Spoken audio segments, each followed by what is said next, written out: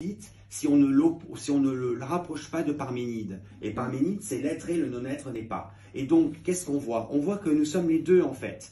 Si on se prend tous ici dans cette salle, on s'aperçoit qu'on a toujours changé dans une vie, on change à chaque instant. C'est-à-dire qu'on va regarder la personne que nous étions il y a 10, 15 ans et on va se dire qui était cette personne, même physiquement. Hein, je veux dire, on voit à quel point on a changé, par exemple de 40 à 50 ans, mais même de 20 à 50 ans. Donc qui était cette personne à 20 ans?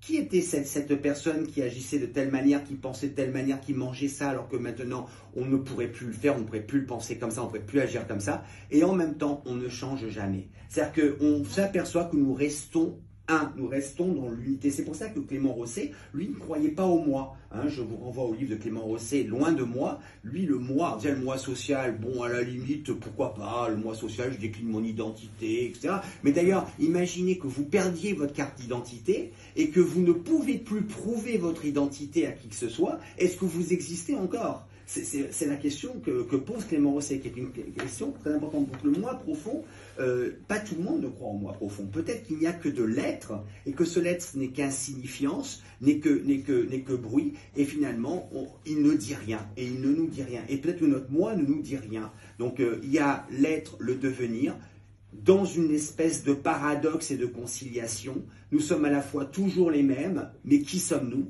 Et en même temps, nous sommes toujours différents. Qui devenons-nous? Qui avons-nous été? Et qu'est-ce que nous sommes?